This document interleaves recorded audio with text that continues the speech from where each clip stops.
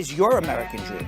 My final American dream is becoming a citizen, but my American dream has been achieving here because I dreamed since I was 14 to come to the United States to study, have a job, have a great career here. And I want to contribute to the society here, to the immigrants in the United States. Everyone has a right to the American dream.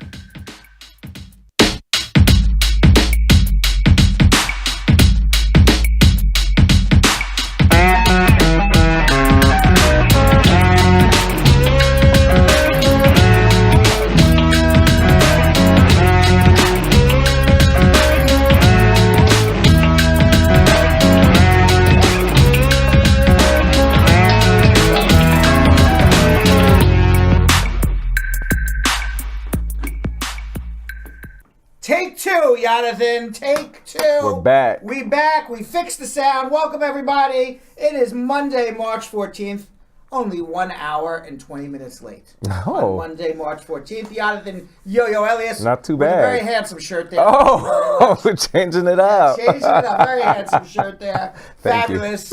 I would love for you to buy, if you're ever going to buy me a gift, that would be. Listen, be don't say it. Exactly what I would want. Be careful what you wish for now. All right, let's go back and say hello to the squad one more time today, Jonathan. Yes, let's do it. Carol Anderson, the Tiger, hello again.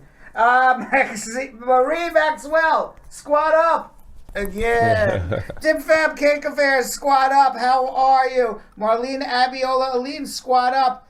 And Shanda Walker, Yvonne Stewart, squad is here. Good evening, Brad, and everybody. People still in a good mood. Yeah. Waiting 1 hour and 20 minutes for us. We appreciate that, y'all. On YouTube, they fell asleep.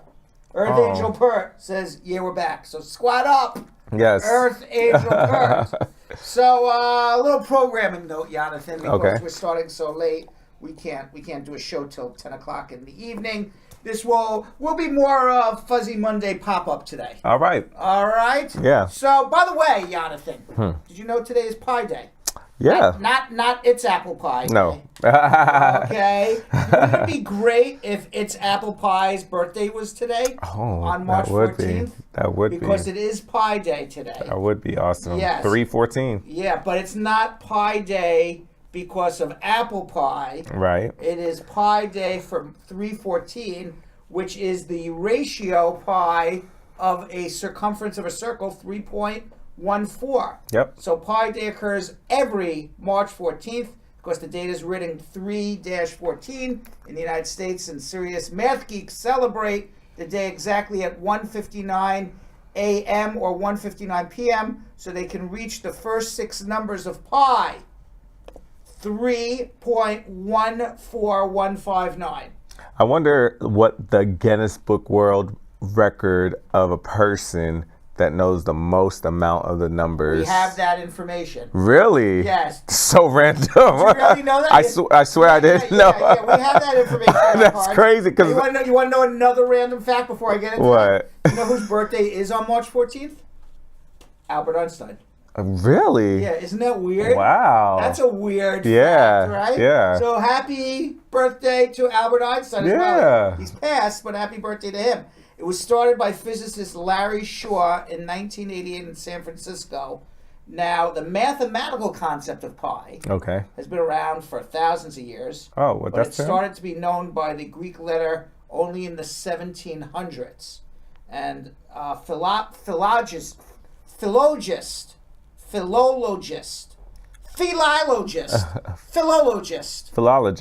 know what the word is, but his name is William Jones.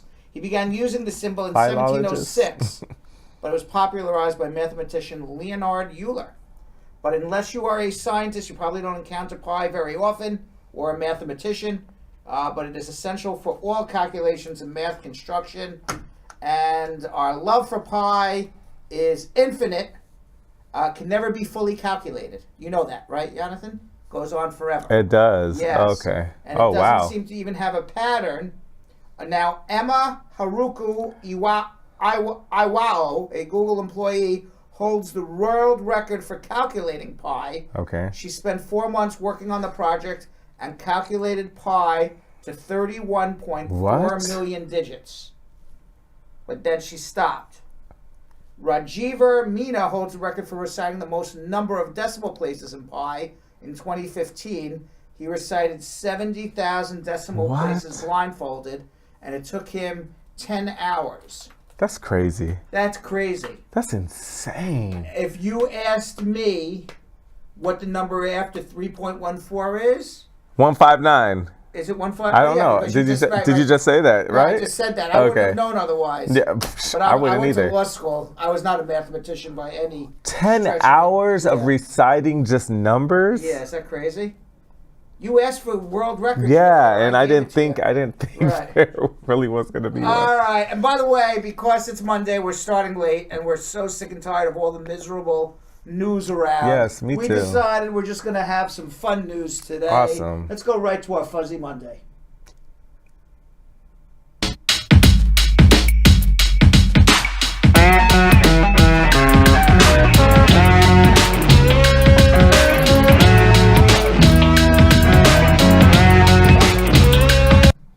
So in Maine.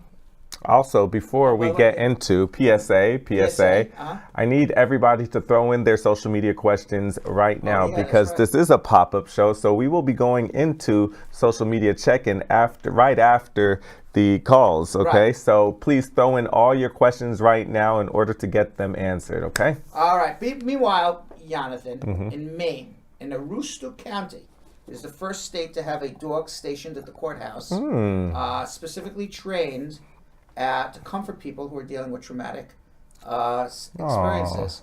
So I guess it's a what's it called when you have the dogs? You know, like a service dog. Service dog. So they have now service dogs at the courthouse. That's nice. First courthouse to have a service dog. His name is Holiday. He's a yellow Labrador Retriever. He was donated by a local breeder.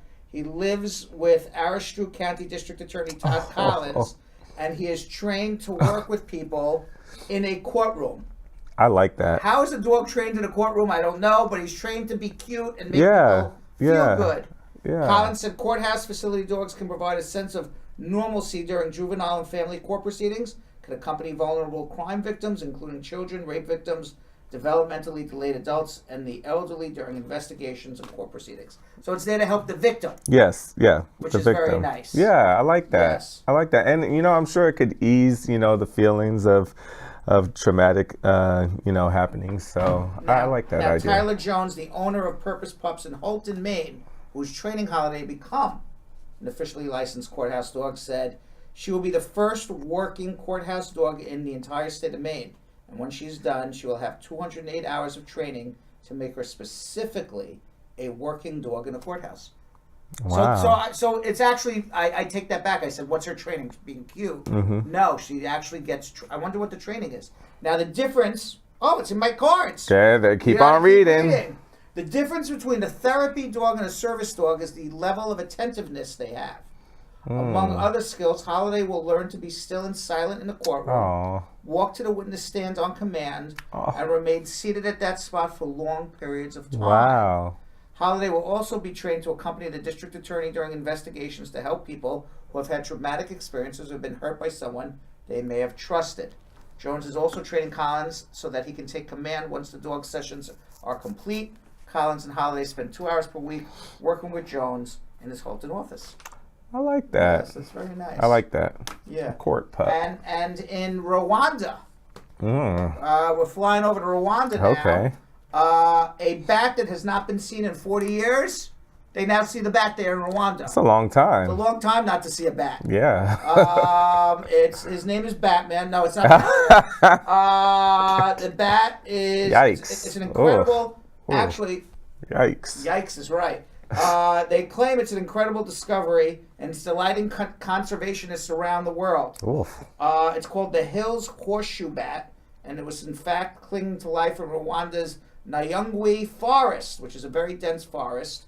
And there's been no information on the population of this mammal, and the Conservation of Nature thought they were either critically endangered or could have even been extinct. Wow. And rediscovering this lost species was incredible, says John Flanders, the director for Bat Conservation International, BCI. He's the director of BCI, Bat Conservation International. He said in a statement, it's astonishing to think that we're the first people to see this bat in a very long time. Have you seen bats? Yeah, I went to a bat cave in the Bahamas and also in Mexico. Yeah, do you know bats are 20% of all land mammals are a bat?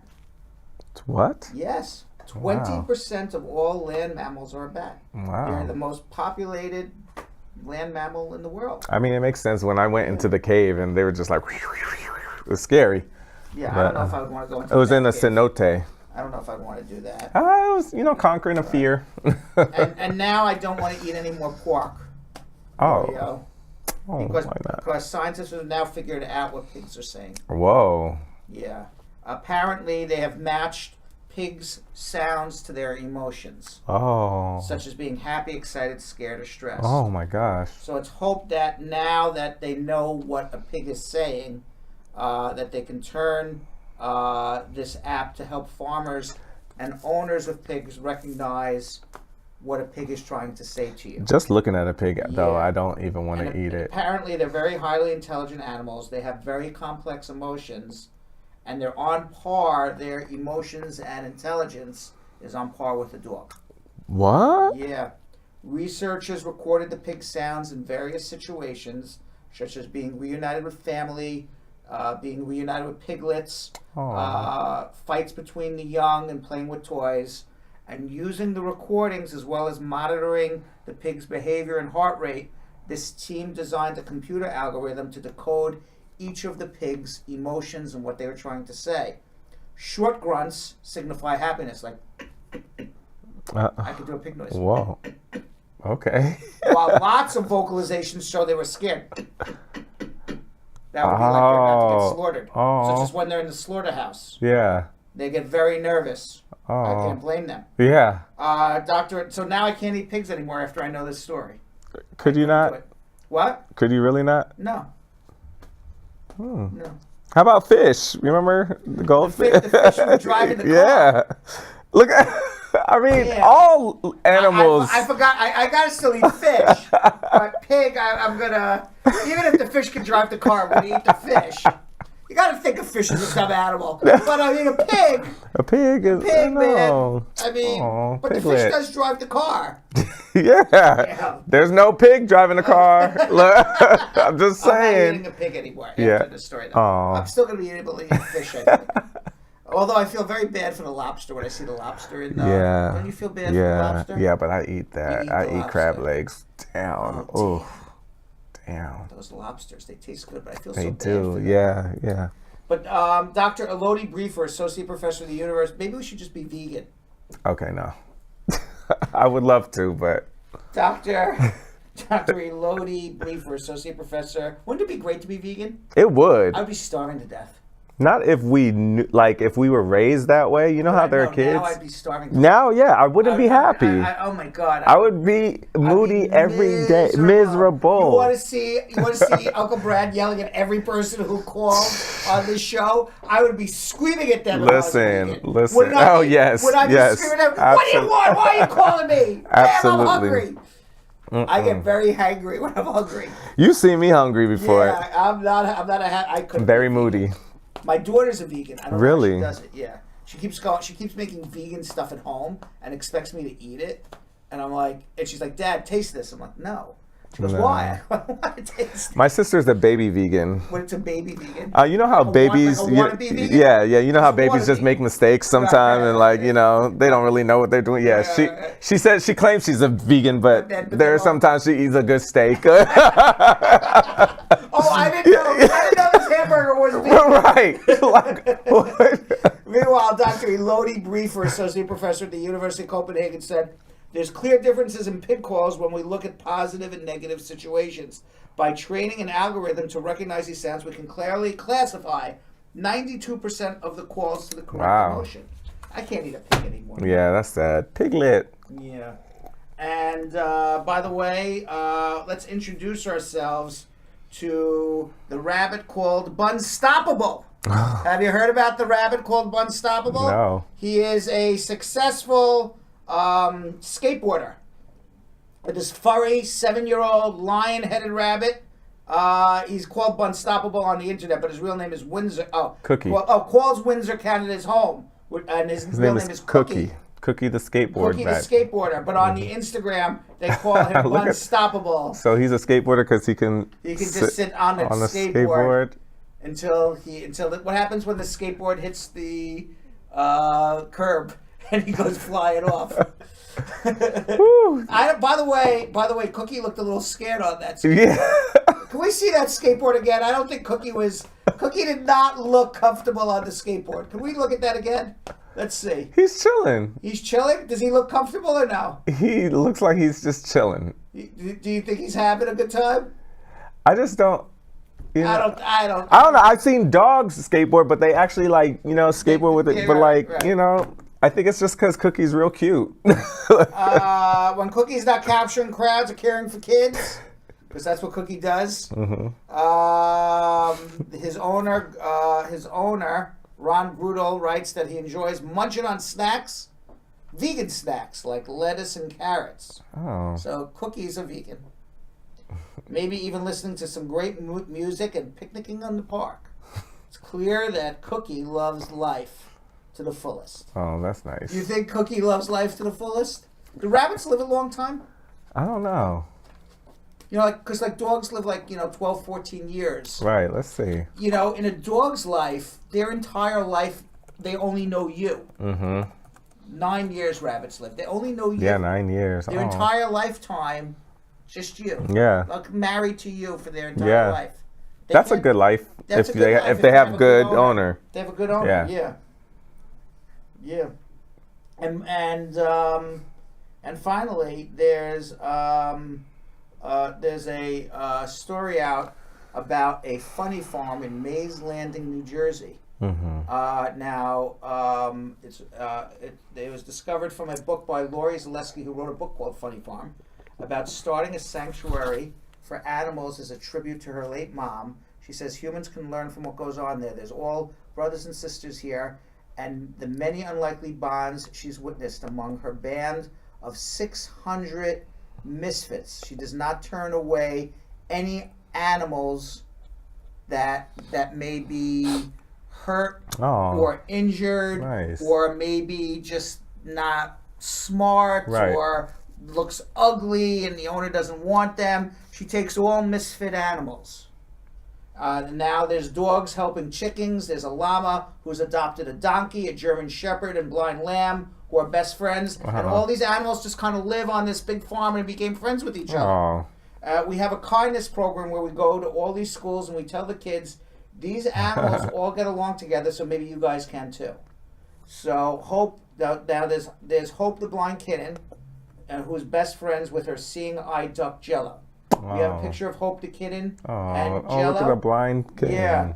Hope, found blind, was lucky to arrive at the farm just one day before Jello, who took the tiny feline under his wing and acts as her seeing eye duck. Wow. And it's the happiest little duck you've ever seen.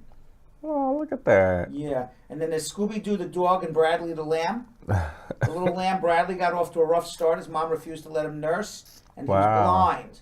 Oh. But once he arrived at the farm, Scooby-Doo adopted him, and now Bradley and the big dog, a German shepherd who had been abandoned in an apartment in Brooklyn, they're best buddies as well. Wow. Yeah. They got Yogi the cow and Cooper the alpaca.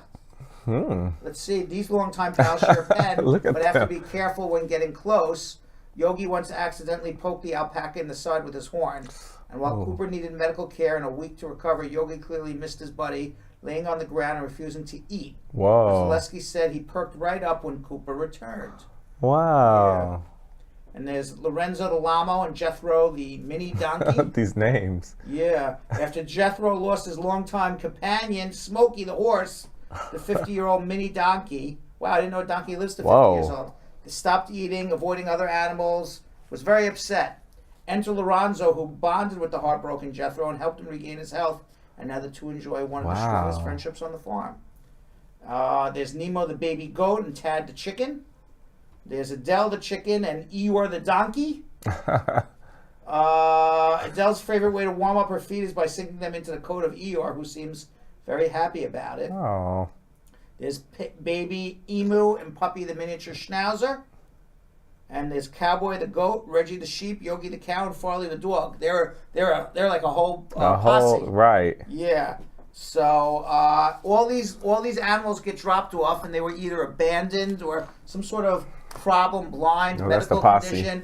And it's weird but not weird, but it's actually a really nice, heartwarming story that different animals bond with each other and became friends. I think we could all learn from that. We can. This whole world can learn from that. We can. Yeah. We certainly can.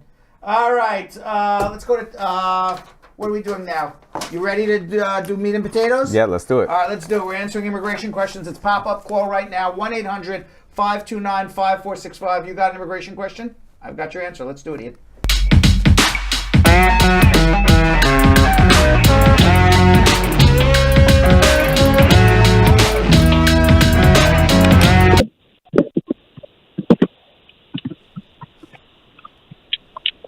Hi, Melissa. Hi, how are you, Brad? How are you? Doing good. Just a quick question for you. Yep. Could you tell me the form N400? What is the cost for it? $725. $725. Okay, I thought it was changed, but okay. Thank you so much. Okay, that's it.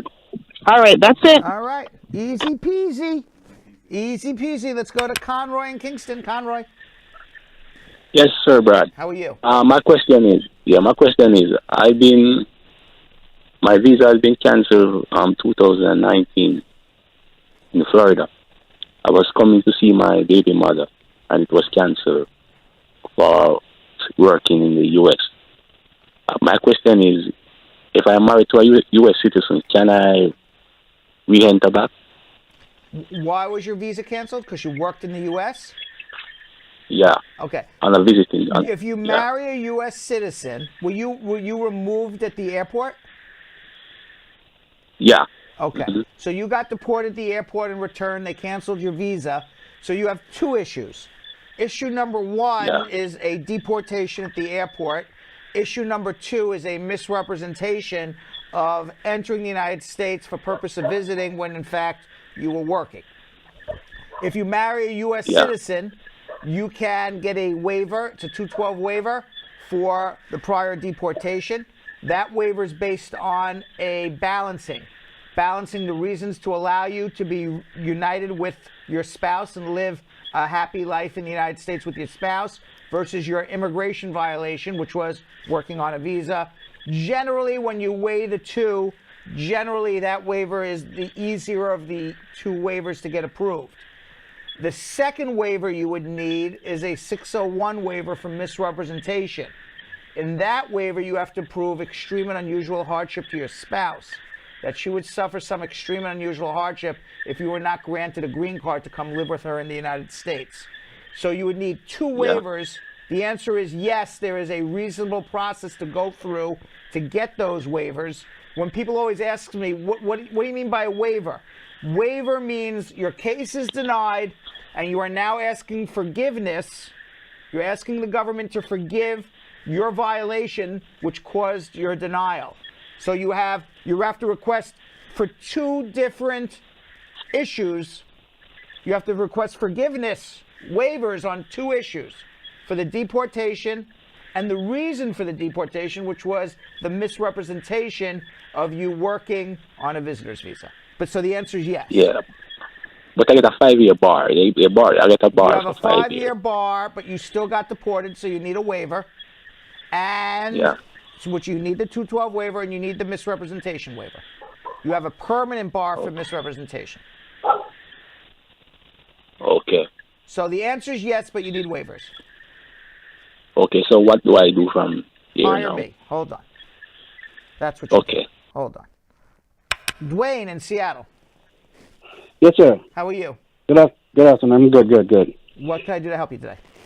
Okay, me and my girlfriend, we came here in 1989. We still have everything else. We got married in Florida, and we tried to get, we tried to pay people and getting us papers, but actually right now we don't have anything. But my son is going to file for me and my wife. How old's your son? So my son is 31 right now. He's a citizen? Yes, so he was a ex-military. Okay. And how did you come to the United States again? We came on a visit. We had a I-9 form. Okay. Yeah, visitors. Yeah, and when did you marry your wife? 1989. So your son was under 31 at the time. He was. Is your son the son of the wife, or he's a step? No, both of us. Both of you. Okay, perfect. Yes. Okay. She was pregnant at the time when we came here. Okay, perfect. So then, what's the question today? Well, he wants to file for us because he had a lot of stuff in the army that he was going through, but we had paid some people already, and we don't know, what's going on. But my son want to do it for us. And what do you mean you've taken people? I don't know what that means. No, we paid people to do some stuff for us. But nothing's happened. Nothing's happened. All right, so number one, you're just a victim of some sort of scam or something where you paid people and nobody did anything. Correct. If your son's a U.S. citizen, he should be filing an adjustment application for you, which is an I-485, an I-130, an I-130A, an I-864 affidavit of support, I-765, I-131 for the work permit and travel permission. That's the forms. It's $1,760 you got to pay the government, and it's one application for you, separate application for your wife. So it's one application for dad, one application for mom. The application gets filed with immigration. You should get fingerprinted in a few months, your work permit and travel in 6 to 8 months, and green cards in a year. If that hasn't happened yet, and you paid people already, then obviously there's a problem somewhere. But it's 31 years you're here in the U.S. I wouldn't be waiting one more minute. If these people aren't doing it, go get your money back. And if you can't get your money back, well then, unfortunately, you lost your money. But better stop the bleeding now and get to a good person who can help you, including myself. Yes, that's why I was watching. I found your show on Facebook, TikTok. So, where are you from? I'm from the Bahamas. Okay. All right. We'll help you. Hold on one second, okay? Yes. Let's go to Grace in Denver. Grace. Hi. Hi. Hi. Hi, my name is Grace. So, Brett, I have a question. I would like to file for my sisters, but maybe thinking about filing for them or ask them to come and visit me. Which one can I do that to make it faster? Well, I would assume visiting is a lot faster than you filing for your sisters, which is 15 years. But I don't know if they're going to get visitor's visas. You asking for a visitor's visa doesn't get them a visitor's visa. What gets them a visitor's visa is them going into the U.S. Embassy and proving that it's their intention to visit and return home. Oh, okay. So I should ask them to go and check first? They need to go and make an appointment to try to apply for a visitor's visa. And the most important thing is to prove that they have a reason to come to the U.S., they have the ability to support themselves in the United States, and that they have reasons to return home, that they will not stay in the U.S. forever. So it's 3 things. Okay. I can't do this with my hands. 3 things. There we go. It's hard for me. The 3 is a very hard thing for me to do, Yo-Yo. 3 things. 3 things you need. There you go. 3 things. Okay. You need 1. What is the good reason to come to the U.S.? 2, can you support yourself in the U.S. without taking a job? 3, will you go home? You got to prove all 3 things to the satisfaction of the immigration officer, the U.S. Embassy consular officer, in order for you to get the visitor's visa. So there's no such thing as I'm going to apply for them for a visitor's visa. It's them applying for a visitor's visa. Now, maybe the good reason is to come visit my sister for some special occasion, but that's only one of 3 things that you need. Okay. All right? Wow, that's hard. Okay, thank you. All right, she's laughing. She doesn't know what to do. All right. I'm sorry. We're going to go to Needy in Los Angeles, or Nettie. Nettie or Needy? Libby, hi, sir. Hi, how are you? Libby, how are you? Good. Libby, how are you? No, it's Nidhi, Nidhi. Oh, Nidhi, I got it. Okay. How are you? Yes. I'm okay, sir. How are you? Good. What can I do to help you? Just a question, sir. I don't know. So I I am a victim of DV, so I have applied for naturalization. Is it gonna affect me as I'm a victim or not? No. Why would it affect you? You didn't do anything wrong. For being a victim of domestic violence and that affects your citizenship. That would be another. That would be awful. No, it wouldn't affect you at all. Okay, because sir, we have an open CPS case going on, but it's nothing against me because the kids are still living with me. So they just told me to, complete a few services which I have already did. I have my biometrics appointment coming soon, so I'm scared to go. And go for your biometrics. Having a child protective service case open is not a. Having child protective service case open is not a criminal offense that you have to worry that immigration is going to come and arrest you or do anything bad to you. You haven't been even arrested on any sort of criminal violation. You will have, if there is a child protective services case open, you will have to prove to immigration this has nothing to do with your good moral character. Oh, okay. Okay, sir. And sir, one more question. What? One more question because it was just like an accident. So because we really believe in you and I have watched most of your shows. So sir, my husband is going on through, DV case and he was in jail only for 1 day. And he's on probation right now. He has to do 20 hours of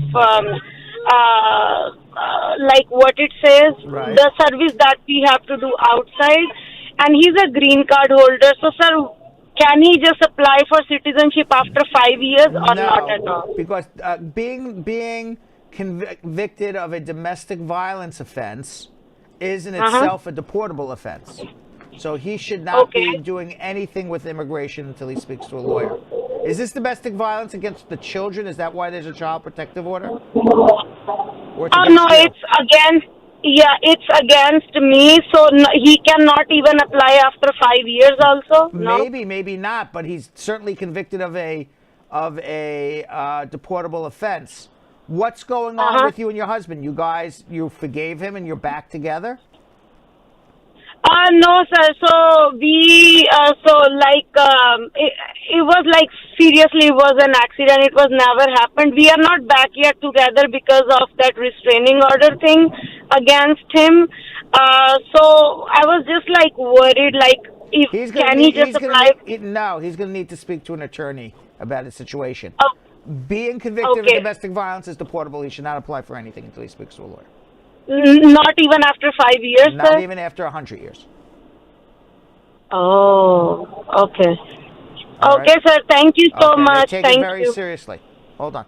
Okay. Okay. Let's go to Sharius in Springfield, Massachusetts. Hi, Brad. Hi. How are you doing today? Good. What's going on? I am doing, and I'm so excited, and I'm so grateful that you took my call. Oh, thank you. Nice speaking to you. Big fan of yours. Thank you. And your show. Thank your you. whole team is amazing, and you guys are doing great. Thank you. Thank you. So my question to you is, so first I'd like to explain what situation I am in. I have filed for my green card. I'm married to my wife is a U.S. citizen. In May of 2020, I filed for it. I have got married in May of 2019. And I have a son, and my wife has two other daughters, but I have a son with my wife. You have a son with your wife, okay. Yeah, and he was born in... Where are you from? I'm from India. And how did you come to the U.S.? I came on an F1 visa in 2019. Okay. 2016. Okay. And I finished my master's degree. Okay. And during my master's degree, that's where I met my wife. She lives around. Everything sounds perfect so far. So what's the problem? 2017, I got, I met her. 2018, we were going out for 2 years, and after 2 years, we were having a kid, and then we decided to get married. Great. So that's the reason I wanted to be there, and since then and I've been so grateful. My son, my daughters are so beautiful, and we're having like the best. Sounds like a beautiful life. I don't know what your problem is. So the problem is, I'm facing problem with the USCIS. I haven't got an interview call since 2020, and wow.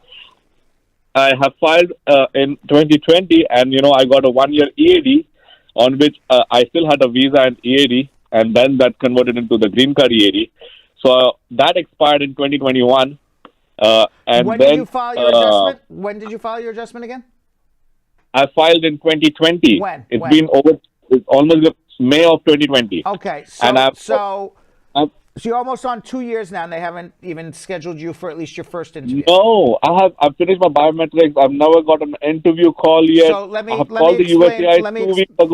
explain. You calling them is worthless. Okay, I'll tell you what's worthless. Calling immigration on the phone and saying, "When's my interview?" All you're doing is shuffling the shuffling the chairs on the Titanic. Nothing is changing in your case. Okay? Speaking to someone at immigration is not making your case go any faster. Contacting your congressman or your senator is not going to make your case go any faster. If they write a letter, immigration writes a letter back, and that's it. The only thing that I have seen that makes your case go faster is threatening a mandamus or filing a mandamus. A mandamus is a federal litigation to force the government to do their job. In your particular case, when you're married to a United States citizen, you are considered what's called an immediate relative. Immediate relative means you are immediately eligible for a green card. Now, obviously, there's a bureaucracy involved, so, immigration can't give you a green card the day you file your application. But I would certainly argue in federal court all day long, 2 years is not immediate. 2 years is a delay. It's an unreasonable delay, and delaying issuance of a green card is the same as denial. You don't have it in your hand. If immigration never makes a decision on your case in 10 years, it might as well just deny you because you still don't have a green card. So at some point, you have to assert your legal rights. Your legal right is the right to have an interview and have your case adjudicated. And in people's cases where it's a straight case, you're married for several years, you have children together, you came on a legal visa, you're obviously otherwise eligible for your green card, there's no reason for them to delay your case other than some combination of COVID and they forgot you. So I have I'm going to complete in May 3 years of my marriage. Right. So the good news is you're going to get it. The good news is you'll get I got 180-day extension, and my 180-day extension is getting over this month, March 26th. I have a family of 5, and I'm the breadwinner, of the family. The good news is you're going to get a 10-year green card. What I would suggest you do is either threaten a mandamus or actually file it. I've had a lot of very good success threatening the mandamus and without even having to go to federal court. So that's probably where I would start. But certainly you're at that point now where you're coming up on 2 years and they haven't scheduled you. That's what I would be thinking of doing. Yeah. You know what? I even applied for a renewal of EAD in last year, May 2020, and the EAD also has not come. Again, I understand what you're saying. The EAD is going to be a year now. And threaten a mandamus, file a mandamus. A lot of times things move. Hold on one second. That's my suggestion. Let's go to Kadian in Fort Lauderdale, Florida. Kadian. Hi, good evening. How are you? Good evening. Okay. A quick question. Yes. So, my husband came here as a child in 1999, right?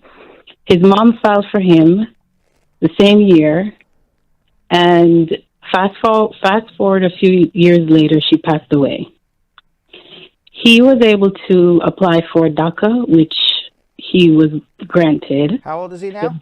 He's 37. And you said his mother filed for him back in the day? Yes. Okay. Was the mother a citizen or a resident? She was a resident at the time. And how old is he now? I'm sorry. When I know you told me he was in his 30s. When I meant to ask, when did the mother file for him? In 1999, the same year he came here. Okay, fine. Correct. And the mother died when? She died in 2009. So after the 2007. After the I-130 visa petition was approved. This is the problem. We didn't know what happened to the visa to the petition at that time, but we recently requested a notice of decision for that petition, and they said that it was denied because they requested a copy of his birth certificate containing both parents' names. So that was the only reason they denied it. Okay. So they didn't get what they requested, of course, in a timely matter. So they denied it. Okay. So and at that time, the mother was alive. When they requested it, yes. Okay. So he is aware of the 245I. Right. One of the stipulations said that the petition had to be approvable when filed. Correct. It was approvable. It was approvable when filed. Had the mother responded, it would have been approved. Approvable means had you finished the case, it would have been approved. Not it was approved. Okay, gotcha. That answers my first question. That answers my first question. My second question is, in when he was, I think, 18 or 19, he had a charge, and this was for cannabis. And what happened with the case? And it was dissolved because the marijuana could be dissolved, but the case was dismissed probably. Dismissed. I'm sorry. Okay. Sir. Yeah. Okay. It was dismissed. I was making a joke. They asked him to do. Right. Sorry. It's okay. I was making a joke. I'm sorry. They asked him to do a drug program. Right. So it was dismissed. Okay. My question to you, is that going to be an issue if he were to file for this 245I? No. But the question is, who's sponsoring him now? I am. I'm his wife. I'm a U.S. citizen. Okay. And how did he come to the U.S.? He came without inspection. Okay. So the answer is you should file his adjustment immediately. He's 245I. You have to prove there's an RFE that came on that mother's I-130 visa petition that got denied, where they asked for additional evidence. So as part of your adjustment application, and in order to get him the eligibility of being 245I and paying the penalty fee, you have to show that that I-130 by the mother was approvable. So you're going to have to submit documentation that they had requested, that had the mother submitted this in 2005 or whenever, it would have been approved. Here it is now. Got it. Okay. You are amazing. Thank you so much. I appreciate and we you. can help you even in Florida. So hold on if you're interested. Hold on. Yes. Okay. Let's go to Christine in Hartford. Hello. Hi, Christine. Hi, I'm calling to ask. I came here without inspection, and I've been married 6 years. Okay. So what are the steps? What's the question? You want to get a green card? Yes. Okay. So you're married to a resident or a citizen? Citizen. All right. And when you say you came here without inspection, tell me what that really means. Meaning without an entry. What does that really mean? How did you come to America? Through the Bahamas. Through the Bahamas. Was it on a boat? Yes. Okay, so you were a stowaway on a boat. Yeah. Okay. And then from the Bahamas, how did you get to America? On a boat. And you just walked off a boat on a beach somewhere? Yes. Got it. All right. And your husband, he's a citizen, correct? Yes, he is. And has he ever been in the military? No. Do you have any family in the military? No. Is there anyone who used to be in the military in the family? No. Do you have children? Yes. How old are they? 13, 10, 7, and 4. Okay. And that's with this man? Yes. So you have a family of 4. You don't have any criminal record, right? No. All right. So the way you're going to get a green card is doing what's called a provisional waiver. So your husband's going to file an I-130 visa petition for you. You're not eligible to adjust your status here. based on your entry and based on the fact that nobody's in the military. I didn't ask you if you were 245I. I doubt it. Did you ever have anything filed before April 30th, 2001? No, I attempted, but something happened, so we didn't. What about mom or dad? Did they ever have anything filed before April 30th, 2001? No. Okay. So you're not 245I. You got nobody in the military or former military to do a parole in place, so you can't adjust your status in the United States. Where are you from originally? Are you Jamaican? Jamaican. Okay. So you would have to go back to Jamaica and return to get your green card. Now, the law says if you lived in the United States unlawfully for more than a year and you return to Jamaica, you can't come back for 10 years. You obviously don't want to do that. You do you file and you do before you leave for your visa appointment in Jamaica, you do what's called a provisional waiver. A provisional waiver waives your immigration violation of living unlawfully in the United States of America. Waiver is forgiveness. If you get it, they forgive you for this. That's the reason, the living unlawfully in the United States of America, that is the reason why you get denied in Jamaica. If you have a waiver for that, and it's waived and forgiven, now you don't have a reason to be denied at the U.S. Embassy. Entering the United States without inspection by walking off a boat on a beach is not a reason to deny you at the embassy. Being in a business marriage is a reason to deny you, but you got 4 kids with your husband, so this ain't no business marriage. No. So as long as you don't have a criminal record, you have a waiver, your story is that you came off a boat, that's not a reason to deny you. You have a good affidavit of support, which I assume you would have. You would return back to Jamaica for 2 weeks, get your green card, and come back. The reason I know that is because I've done this thousands of times, and I have thousands of people all over the world who left on provisional waivers and all came back in 2-3 weeks. So okay, so if I apply here, do I get a work permit and social here before I go to Jamaica? You don't get anything here. You go to Jamaica, you get your green card, you come back with a green card. That's your work permit, that's for your social, that's for your travel, everything. So how long does that procedure take? It's about a 2-year process. You got to start. The more you wait to do nothing, nothing happens. True. So you got to start somewhere. Yes. Okay, hold on 1 second, all right?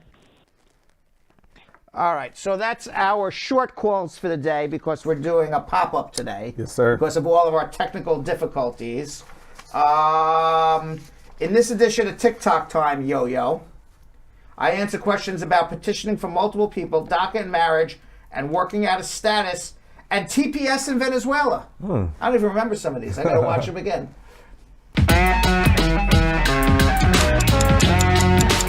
You can petition multiple people at the same time. You can petition your mom as well as your fiance on a K-1. Just more people means a higher income for an affidavit of support. And if you don't have that income, you may need a second affidavit of support. But otherwise, certainly file for your mom, file for your fiance, you can file for your dad, your brothers and sisters as well. You can file for them all. Good luck. If you're married to a U.S. citizen, you file your adjustment. You do not need to renew your DACA. Your adjustment makes you legal in the United States. You can get your work permit through your adjustment. You can get a travel document through your adjustment, and ultimately you'll get your green card. Good luck.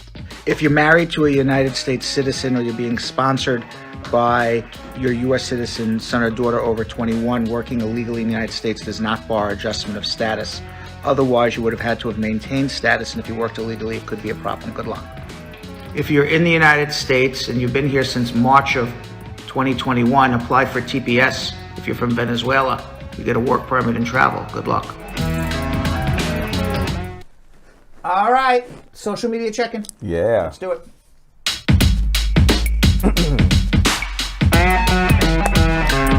All right, guys. Well, thank you guys for throwing in all your questions. I'm so happy we're going to get through these right now, okay? Liana Brown, VIP Facebook member. My husband is trying to adjust my status here in the U.S., but we have kids back home in Jamaica. He makes about $25,000 to $30,000 per year. Will that be enough to sponsor all 3 of us, or do we need an affidavit of support from someone? You don't need an affidavit of support from someone else.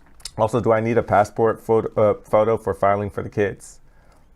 You need a pass. No, they will, if they're doing their adjustments here. The biometrics, you don't submit passport photos anymore. The biometrics take care of it if you're adjusting it. Okay. Angelique Whitaker, a Facebook VIP member, what happens after I-130 is approved for a stepchild below the age of 18 years old living abroad? It goes to the National Visa Center, and you process for affidavits of support, pay the fees to the National Visa Center, and eventually, after you get through that process, goes to the U.S. Embassy for that child to come to America. Anna Lee Parker on Facebook. My friend just checked her USCIS online account and saw that her I-130 and I-485 were denied due to the Adam Walsh Act. What can she do?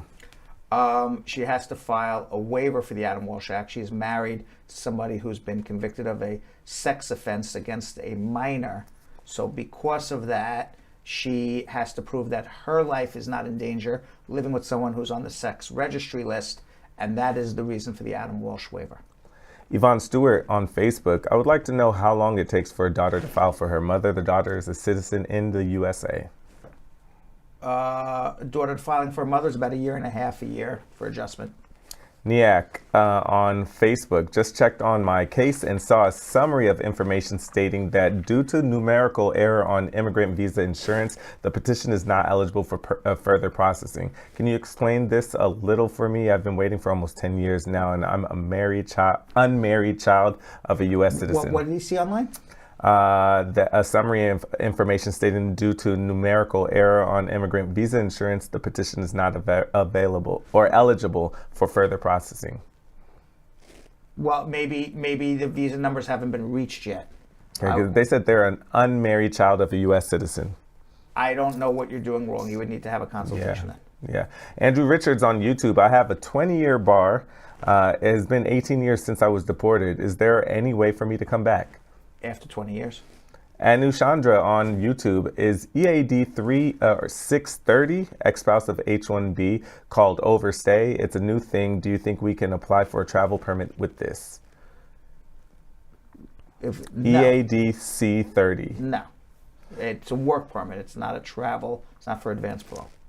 Marie Maxwell on Facebook. Can a young man who came into the U.S. at age 18 become a naturalized citizen without signing up for a selective service? When he's 5 years after the 26th birthday, which would be 32 years old, or if he can prove he wasn't aware that he had to do it. You're really good. Thank you. Yes. Yvonne Alexis. You think I'm really good? Yes. You just realized that. Well, no, I knew that, but we've never had that question. And I saw you had to, go into the bank. I had to calculate in my head, yes. Yeah. That's really good. Thank you. That's impressive. Yvonne Alexis on YouTube. EAD without AP, better than my shirt. EAD without AP. I feel bad. Your shirt's not that bad. I made your shirt out like it was awful. It's not that bad, but I've seen better. Yeah. All right, Yvonne Alexis on YouTube. EAD without AP. How long will my AP take? Just got my EAD after waiting for 8 months, but I didn't get the combo card. Another 6 months. Okay, share on YouTube. If I'm in removal but married to a U.S. citizen and already filed an I-130, can I pick up and drop off my unaccompanied minor coming from Jamaica from the air hostess? Yes. Marie Maxwell on Facebook. A friend's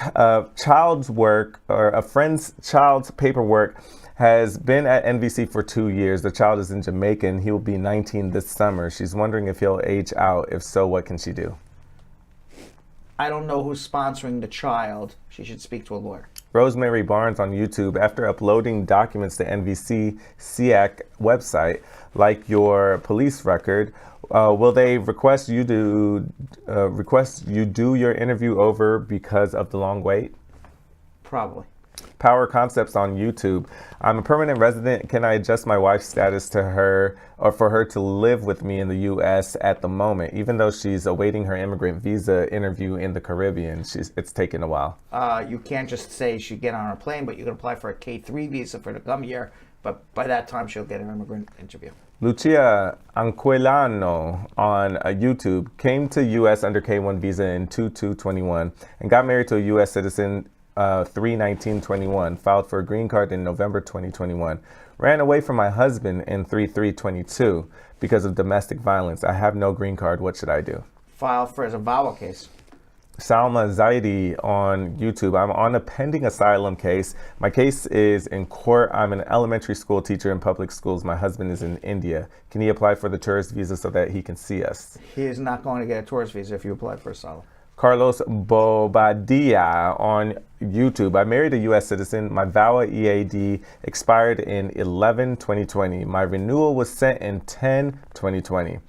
Up to now, I still don't have a receipt notice, and prima facie expired 3/2022, and no renewal yet. Is this normal? No, it's not. You have a problem. And last one, Alam Aga on YouTube. I couldn't receive my 7-year-old son's green card until now. He arrived in the U.S. in August 2021, and I paid the fee in April 2021 when he received his visa. What can I possibly do?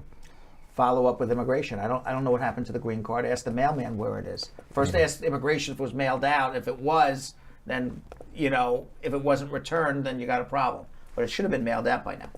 Right. All right. And by the way, Christy Guevara and Maddie Zubare, co-directors, writers, and producers of the award-winning short film Aguias, Eagles, tells us the #1 change they would like to see in immigration reform. What would you like to see, squad? Let us know in the comments. What is the #1 change you want to see in U.S. immigration reform? That the whole set of policies that has been prevalent since and in place since 1994 actually are reversed and become something else. We need new immigration laws. We need to humanize the whole legal apparatus around and political apparatus around migration that is making so many people deeply unhappy and killing them. And I would just add clear paths to, legalization and residency and transparency with detention centers. All right, speed round. Let's do it.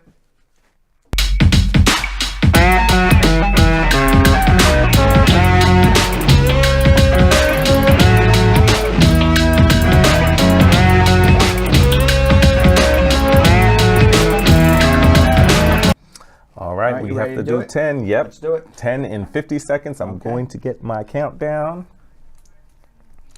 My I-485 has been pending since 2019 with no interview schedule. What should I do? Mandamus. Can my brother petition for me if our surnames are spelled differently? Yes, just have an affidavit to explain. Can a work permit be renewed after 2 years? If you have a pending adjustment. My husband is a U.S. citizen. If we have a baby outside the U.S., is our baby automatically a citizen? Most likely, yes. Can you travel outside of the country on a work authorization card? No, just advance parole. Can an R1 visa holder travel as a tourist in Canada with her R2 husband and 3 kids? Yes, and return to the U.S., yes. Can I petition for my sister in Jamaica if I'm a U.S. citizen? Of course. When a naturalized citizen renews the passport, do you have to give them your naturalization certificate? Yes, you do. Can a U.S. citizen do a K3 visa in order to get their spouse in the U.S. faster? Yes. Can someone get a green card if he enters as a tourist? If you marry, yeah. That was legit. That was legit 10, right? I feel like it's hard for me. It's very hard for you. I want you, because you're the one reading. Yeah. I don't want to answer it. Oh, you know what's very hard? Waiting for the balloons. Yeah. I want to celebrate. There we go. There we go. Why is it so hard waiting for balloons to celebrate? They're very quick. They are very quick to blow us up. Yeah. Okay, very slow on the balloons, but very quick to blow us up. That's life. Good job, Yo-Yo. All right, let's get the comments of the day. Comments of the day. Damn. I feel like you can't even breathe when you do it. I can't breathe. I literally just hold my breath. All right, first comment of the day.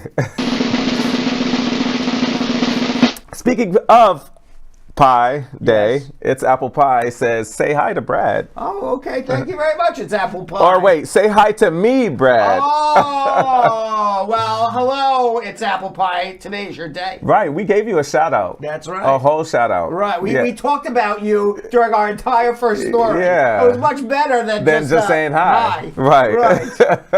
All right. And our next comment of the day. Bringing a broad to yard, Trudy, saying best law firm in the New York City. Oh, thank you very much. Or in New York City, yes. Thank you very much. Appreciate that. And our third comment of the day. Don Harriet saying, what would a lot of people do without Brad and his team? That's a good question. Dunno. D-U-N-N-O. Dunno. Be stressed. Yes. And our last comment of the day. Stargirl Mika up in the comments saying, Brad, thank you for all that you do. You are literally a lifesaver. Thank you very much, Stargirl. Yes. We appreciate it. All right, so hopefully we got all our kinks. Jinx. Brad. Okay, thank you. Hopefully we got all our kinks worked out. So we will see you all tomorrow for regular Bradshaw Live, not pop-up like we did today. Have a great night. We'll see you tomorrow. So, Sam, as part of the production, we have to say this disclaimer at the end of the show. Do you mind reading it for me? Okay, but you know, Brad, I have to do everything around here. Forget it. I'll do it. The proceeding was information only and not specific legal advice. Consult an attorney about your individual situation. Prior successful results do not guarantee a similar outcome in the future. To make an appointment with the Spar and Bernstein Law Firm, located at 225 Broadway in New York City, call 1-800-529-5465. That's 1-800-529-5465. Easy to remember, 1-800-LAW-LINK. That's 1-800-LAWLINK. Once again, make a call to 1-800-529-5465. And of course, link up with the law offices of Spar and Bernstein, located at 225 Broadway on the 5th floor. If I were you out there, make the call, make the link, make the connection, make it Spar and Bernstein. 1-800-LAWLINK. That's 1-800-529-5465. And visit us now at our Connecticut office, 221 Main Street, Suite 501, Hartford, Connecticut. Visit us in Connecticut or in New York at 225 Broadway. That's 1-800-529-5465. 1-800-LAW-LINK, 1-800-529-5465.